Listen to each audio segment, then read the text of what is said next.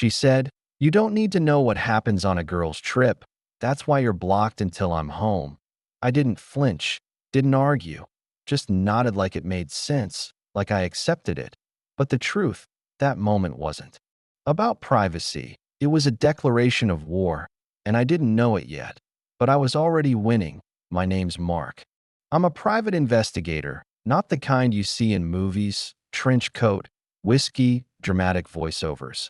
I'm the guy who sits in a car for 14 hours straight, watching a window, waiting for one tiny mistake. The kind of guy who knows that lies aren't told with words.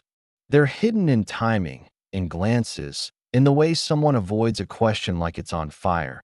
Jessica and I had been together 3 years, lived together for two. The house we shared, I bought it after a case that nearly got me killed. I wanted something real, something safe. She was that. Or so I thought. She called me cynical, said my job made me see betrayal in every smile, deception in every text. I always told her, no, I just see what's already there. But with her, I stopped looking, I trusted, and in my world, that's the most dangerous thing you can do. Then came the trip, 5 days, Las Vegas, her, Lauren, Becca, Chloe, the sisterhood, as they called it. I didn't like them. Lauren was loud, twice divorced, always flirting with waiters like it was a sport. Becca followed her like a shadow. Chloe, quiet, watched everything, never laughed at the right time. A few days before they left, I helped. Jessica pack, I asked for her flight info, the hotel name, just in case of an emergency. She turned to me, arms crossed, eyes sharp. "You don't need to know that." I blinked. "What? I just want to know where you are. It's a girl's trip, Mark. The whole point is to get away from everything, including you." Then she said it, the line that changed everything. "You don't need to know what happens on a girl's trip. That's why you're blocked until I'm home." Blocked. Not, "I'll call when I can." Not, "I need space." This was a blackout, a 5-day erasure. She wasn't asking for freedom. She was drawing a line between her life and ours. I didn't fight, didn't beg, just said, "Okay, have a great time." Her face flickered, confusion. She wanted me to beg, to panic, to prove she was right to shut me out.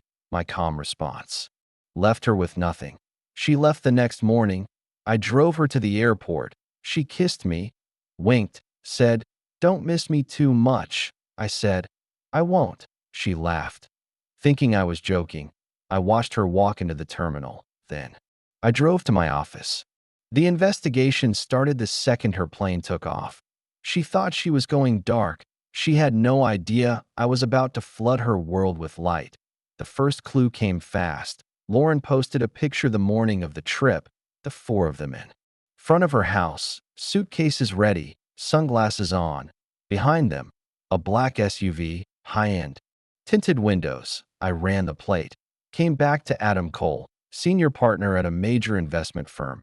Married, 2 kids, charity galas, church on Sundays. Interesting, Jessica told me they were flying budget, economy seats, carry-ons, no frills. So I checked flight manifests for Vegas that day. Nothing under their names, no tickets, no record. But Adam Cole's company owned a private jet, and that morning, it filed a flight plan from our city to McCarran, passenger list, not public. Didn't need it. The pieces were already clicking. They weren't on a girl's trip, they were guests, and someone was paying for it. The blocking wasn't just control, it was cover. She thought it would protect her secrets. Instead, it gave me room to move. No pretending, no acting, no having to smile while she lied to my face. Now I could work. And when you're a PI, social media isn't entertainment, it's evidence. Becca had a public Instagram, and she couldn't stop posting poolside cocktails, nightclub dancing, selfies with glitter on their faces, all perfectly curated. But amateurs always slip in one photo.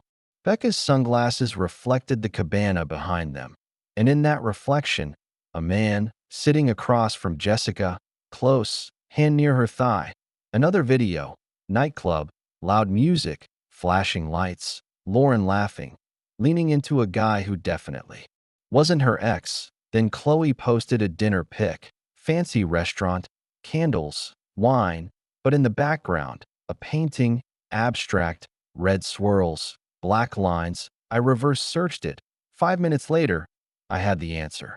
That painting hangs in the private dining room of the Bellagio Sky Villa, one of the most exclusive suites in Vegas, not bookable, by invitation only, reserved for high rollers, celebrities, and clients of the casino's elite hosts. I called.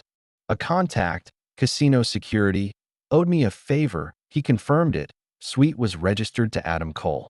Guests, for women, names not listed, but I knew. This wasn't a vacation, it was a party, and Jessica wasn't there as a friend. She was there as a plus one to a married man, funded by his company, surrounded by women who were either in on it or too blind to care. The betrayal wasn't just emotional, it was financial. She was living a life I paid for, while spending weekends being flown to Vegas on someone else's dime. And then I saw something worse. In a video Becca posted, Jessica, laughing, holding a martini, talking to a man off camera. His voice was muffled, but something about it, familiar. I isolated the audio, cleaned it, ran it through my voice analysis software. Match found. Scott, her ex-fiancé, the man she told me cheated on her, the man she said broke her heart, the man she claimed she never wanted to see again. He was one of Adam Cole's clients, and he was in that suite with her. The whole thing wasn't just a lie. It was a performance. She didn't just cheat. She orchestrated it. The trip, the blocking, the fake stories, all of it. A cover for a secret life she thought I'd never see. And in that moment, I stopped being her boyfriend. I became the consequence. I didn't want to fight. I wanted truth to be unavoidable. 3 people needed to see it: Adam Cole, Scott, and Jessica. I started with Adam's wife, Catherine, pediatrician, volunteer at the animal shelter, mom of 2. I didn't call her, didn't confront her. I compiled a file, flight logs, hotel registration, photos, including one of Lauren and Adam, arms around each other at a pool party.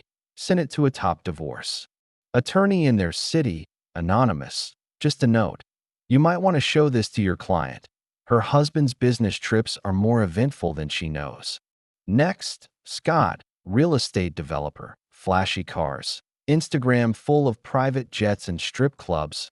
Public records showed he was in a legal battle with former partners. I called a journalist friend, gave him a tip. Developer using investor funds to finance luxury trips and extramarital affairs. Sent documents, photos, timeline. Let the story write itself.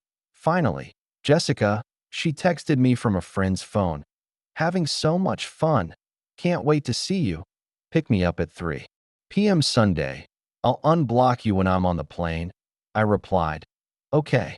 She was expecting me, a hug, a kiss, a quiet drive home where she'd feed me a script, edited, sanitized, safe.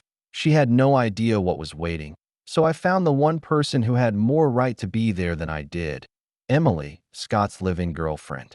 School teacher, quiet, kind. He told her he was at a wellness retreat in Arizona. No cell service. I called her. Hardest conversation of my life. I told her who I was, what I'd found, sent her the audio, the photos, the hotel records. Silence. Then crying. Then silence again. Then a voice like ice. What time does she land? I told her. She said, I'll be there. I hired a private security contractor, posed as a limo driver, wore a suit, held a sign with a fake name. His phone streamed live to my laptop. Sunday afternoon, flight landed. I watched as they walked through baggage claim, tan, laughing, shopping bags full of designer lies. Jessica on her phone, smiling, probably texting me. They walked into arrivals, and there she was. Emily, calm, composed, holding a large poster board. On it, a high-res photo from the casino's security feed. Jessica and Scott, at a blackjack table, his arm around her, her head on his shoulder. Jessica saw her, smile froze, face went pale, stopped walking. Her friends bumped into her, looked up, saw the sign. Laughter died. People around them stopped. Phones came out. Emily didn't yell, just said, clear and loud, "Scott sends his apologies. He couldn't be here to welcome you home. He's busy explaining this to me." Jessica tried to walk away. Then a man in a suit stepped forward, process server.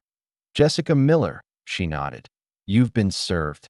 Handed her a thick envelope. Inside, eviction notice, 30 days to leave my house, and a restraining order 500 feet from me, from my office, from my life.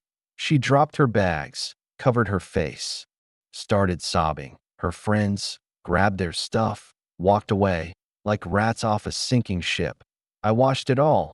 The woman who blocked me for 5 days, now broken in the middle of an airport, alone, humiliated, finished. The fallout was faster than I expected. Next day, Catherine filed for divorce, used the prenup, took the house, the cars, the accounts. Adam's firm launched an internal review. He's out. Lauren, named in the divorce, social pariah, the men she used to flirt with. Now avoid her like she's toxic. Scott's story ran in a major outlet. Investigation opened. Partners suing, Emily filing for damages, and Jessica, her parents picked her up. No home, no job, no friends. She moved into their spare bedroom, tried to contact me, burn her phones. Fake emails. My lawyer sent a cease and desist. Her friends reached out, said they didn't know. I didn't care. They were part of the lie. Now they're part of the wreckage. I had her things packed, delivered to her parents, changed my number, wiped my socials. To her, I became a ghost. She thought she could have both, stability and excitement. Me and the fantasy. She didn't get it. In my world, you don't get to play games. There's only truth, evidence, consequence. She gave me 5 days of darkness. I gave her a lifetime of it. 6 months later. I'm writing this not to gloat, but to close the book. At first, I felt victorious. Then, empty. I'd spent years hunting lies, but I forgot how to find the good. Then Emily called. We met for coffee. Then dinner. Talked about everything, except the past. Turns out, she's funny, smart, strong. We're dating, slow, careful, built on honesty. No masks, no games. As for the others, Adam's divorce finalized. Lost everything. Scott, facing criminal charges. Lauren, disappeared from social media. And Jessica, 2 months ago, my lawyer forwarded a letter, handwritten, long. No excuses, just, I was wrong. I valued attention more than love. I'm in therapy. I don't expect forgiveness, but I'm sorry. I read it, didn't feel anger, didn't feel pity, just closure. Some things can't be fixed, but healing, that's possible. I still see the world in layers, but now I look for the light too. She thought blocking me for 5 days would set her free. Instead, she gave me the space to build a firewall, one that keeps my life safe, one that keeps people like her out and behind. That wall, it's quiet, it's peaceful, it's mine.